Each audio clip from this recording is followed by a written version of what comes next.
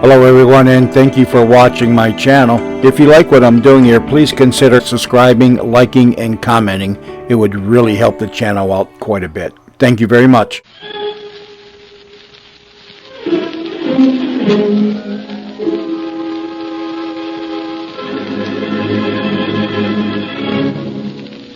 Presenting another in the series of dramatizations adapted from stories appearing in the American Weekly, the magazine distributed with all Hearst Sunday newspapers from coast to coast.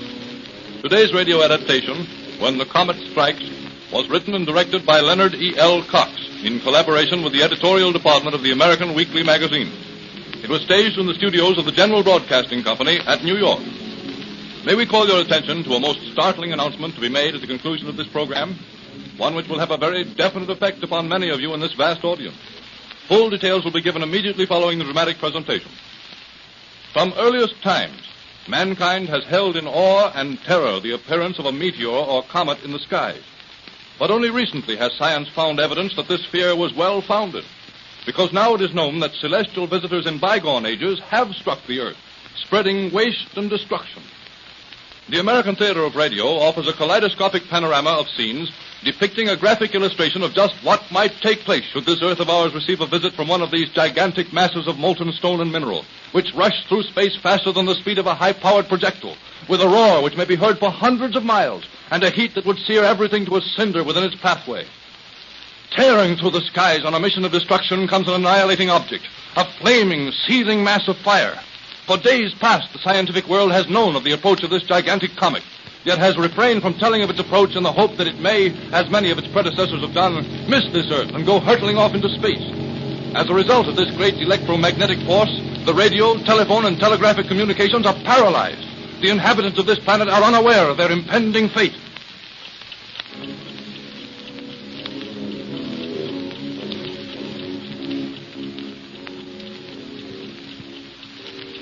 It's nothing short of colossal murder, Frederick. Oh, keep quiet for me. In face of this, you ask me to be calm? Certainly. 12 minutes between this life and eternity, and... Oh, for God's sake, will you stop sniveling? You've known it was coming for days, and you've worked yourself into a state of panic ever since. But good Lord, Frederick, have you no realization of what is about to happen? I should, inasmuch as I was the first to predict the arrival of this comet. And yet you make no effort to let the people know of their impending fate? You stand complacently by and... Just what would you have me do? In the name of humanity, I beg you to turn on that infrared ray transmitter and tell the people what's coming. What is there to be gained by spreading a general alarm? Let them take it when it comes. The end will be so sudden that no one will be any the wiser. Drop the whole subject. I refuse to do that. Think, man, think. Only 11 minutes to go in this life. If you say that again, your own span will be even shorter than that. But, Frederick, there are people who would meet their end happily, should they be given a few minutes' warning in which to prepare themselves. After all, there is a certain spiritual side to this. It's no concern of mine. Take yourself away and prepare to meet your maker as you see fit. But don't annoy me with it. Frederick, by all that's holy, isn't there a spark of human instinct in you? No germ of brotherly love to your own kind? No. Don't bother me. Frederick, let me turn on the transmitter. We can revitalize the radio set of the country and tell them what's coming. Grant this small privilege. Well, go on. Get it over and done with and leave me in peace for my last 10 minutes. You see, you're counting the minutes also. Oh, pal. You want to make this announcement? It's your affair, not mine. The entire thing is utter folly. The deathly tick of that clock, the seconds flying by, then the end. Oh, stop that. I'm about to send the message. Send and be... Please, don't say anything while I'm talking. This is Professor Kilrain speaking. We are utilizing our infrared ray transmitter in the hope that this message may reach you. Please take as calmly as possible what I am about to tell you. It has been established beyond any reasonable doubt that you are directly in the path of an approaching comet of gigantic size. Not alone will the destruction caused by the impact of this body with our Earth be devastating, but everything will be laid waste by that terrific heat thrown off by this flying mass of molten rock and mineral. May this all too brief forewarning be of some comfort to those who so desire it. We in the zone of impact have 8 minutes in which to make peace with our Maker. Thank you, Frederick. I suppose you feel better for having done that. I feel as though I'd done my duty by my fellow creatures. To say nothing of the chaos and hysteria you've caused. It would be interesting just to see what is taking place out there. 7 minutes to go. Stop it. Stop it. Stop what, Frederick? That damn metronomic ticking off of the seconds. What else is there to do? Of course. I suppose we have no records to leave behind. It may be thousands, aye, tens of thousands of years before new civilization is established after this catastrophe. What possible good could our feeble recordings amount to? We found evidence left behind by our predecessors in previous visitations of this nature. Quite so.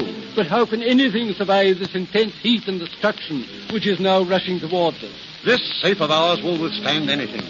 Nevertheless, I'm determined to leave a record. 6 minutes to go, Frederick. Think of those waiting for the end. Stop that.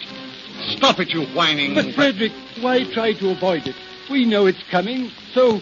Of course we know it. At least I do. But why make matters worse by moaning about it? I'm not moaning, Frederick. Just thinking of how many things might be done, and no time to do them.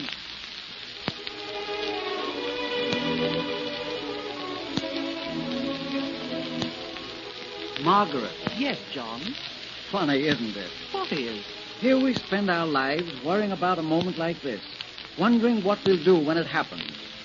And when it comes, we don't know what to do with it. Well, there's nothing to do but wait, John. You're right. And yet somehow I feel that we ought to do something. I know how you feel. There's one thing I wish I could do, Margaret, before it's all over. Yes, John. What is it? Well, make up in a small measure for all the suffering I've caused you. Why, you haven't caused me any. We've had a happy life together, and I have no regrets. You've been a wonderful wife to me, Margaret. No man ever had a finer mate. I've loved you, John, that's all. And I've loved you, Margaret. You've been so wonderful, so kind to me through all these years, that I'd feel like a dog if I didn't tell you that 10 years ago I met a woman, and... Why, darling, you don't have to tell me. I knew it all the time. Do you feel frightened, Frederick? No. Don't scold me, Frederick. You're so much stronger than I am. Please be a little charitable in our last few moments together. We've always been good friends. Oh, don't get maudlin, Kilrain. Can't you just call me Thornley as you used to? Oh, Thorpe, will you dry up? I feel kind of lonesome. So few minutes left.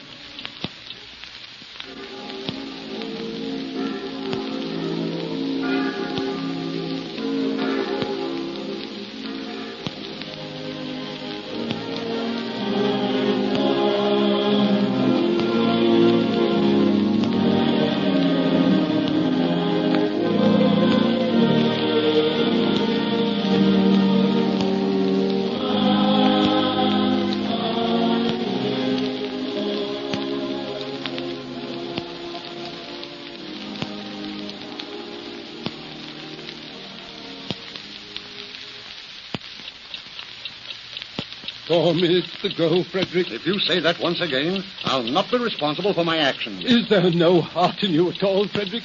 Does nothing affect you? Yes, you. Very well. I'm sorry. What do you suppose the various people are doing with their lot? I don't know, nor do I care. I've always been a little curious to know just how different people would prepare to face their maker.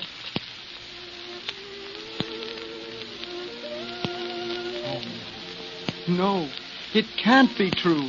It just can't be true. I'm afraid it is, darling. Why, we've been only married a few hours. It isn't fair. Don't take it that way. Well, how should I take it? Here we've waited 5 years for the break so we could get married. And just when we do... It had to come sometime, dear. Well, how can you be so calm about it? Don't you love me? Love you? Oh, Ed, don't you know now? Oh, darling, forgive me. Of course you do. Only, you see, it's that everything's going to be over. Just when it's begun. Everything over? Oh, I don't think so. But you heard the radio message. I don't believe it. This great adventure we're about to face is just stepping across the threshold into a new world. Don't you see that, Ed? Well, yes, I guess so. It's all been so beautiful, our romance, hasn't it? Oh, yes, my darling. Oh, but why? Why must it end so soon? It isn't going to end, dear.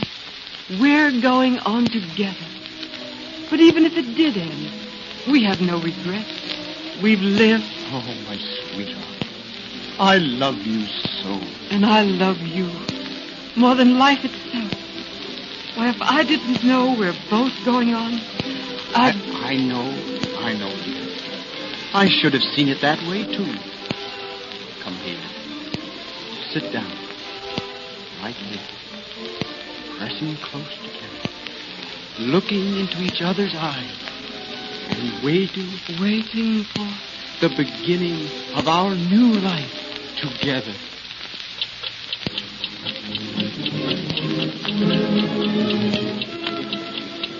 A few moments to go, Frederick. Would you care to spend the last moment in prayer? No. Would you like to talk to me? No. I wonder what my brother Edward is doing. He's in Australia. That's right. So he is.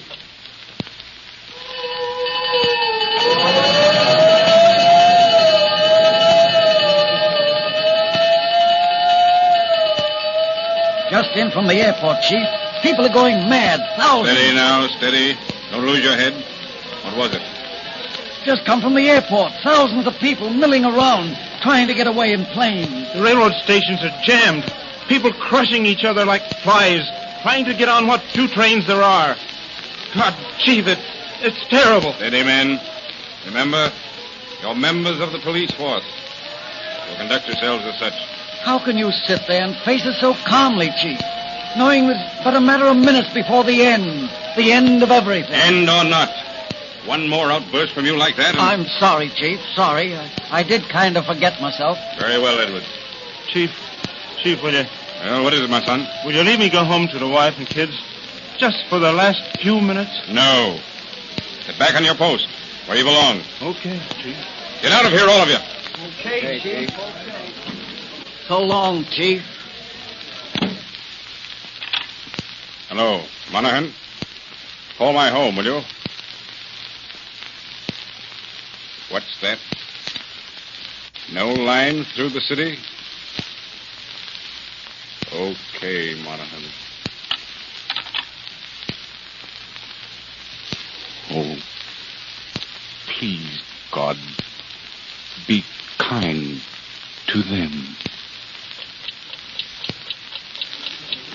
1 minute to go, Frederick. For God's sake, stop that. What, Frederick?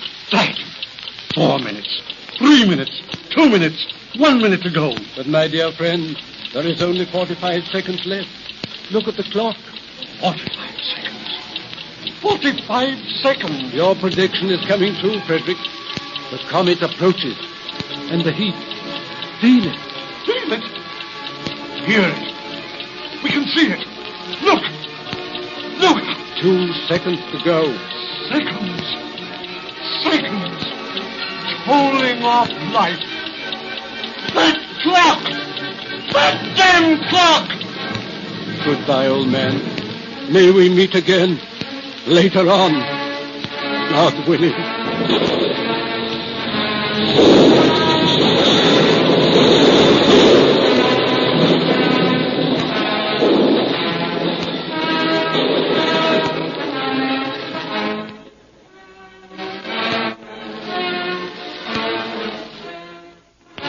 The dramatic presentation which you just heard was based on the story When the Great Comet Struck the Earth, which appears in the next week's issue of the American Weekly, the magazine distributed with all Hearst Sunday newspapers from coast to coast. And now for a great big surprise, an extraordinary announcement. The American Weekly is going to give you a chance to make yourself independent for life, to win a life income in a very simple competition. The first prize will be $1,000 a year, every year as long as you live. The second prize will be $500 a year, every year for the rest of your life. Other prizes will range from $500 a year for 5 years to $250 a year for 5 years. There will be a full-page announcement of this great competition in next Sunday's American Weekly, distributed with your Hearst Sunday newspaper. Be sure to read it. All you have to do is to think of a descriptive subtitle for the American Weekly magazine, such as The World's Best Magazine, or The Magazine of True Life Stories. Write down whatever you think describes this great magazine. The magazine wants a slogan. If your contribution is selected as the best, your reward will be $1,000 a year, every year for the rest of your life. Don't fail to get next Sunday's American Weekly magazine with your Hearst Sunday newspaper.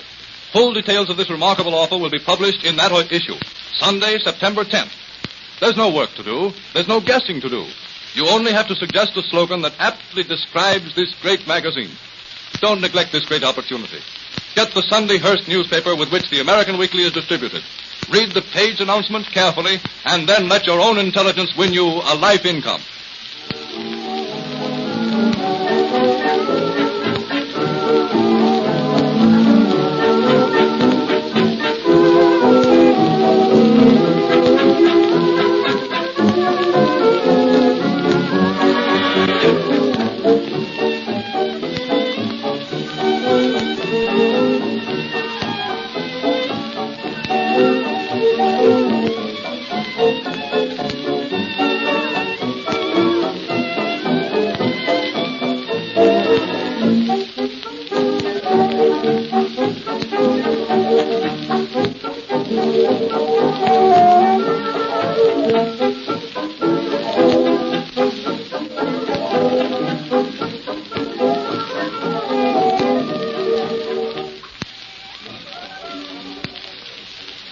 Brought to you each week by the American Weekly, the magazine which is distributed with all Hearst Sunday newspapers from coast to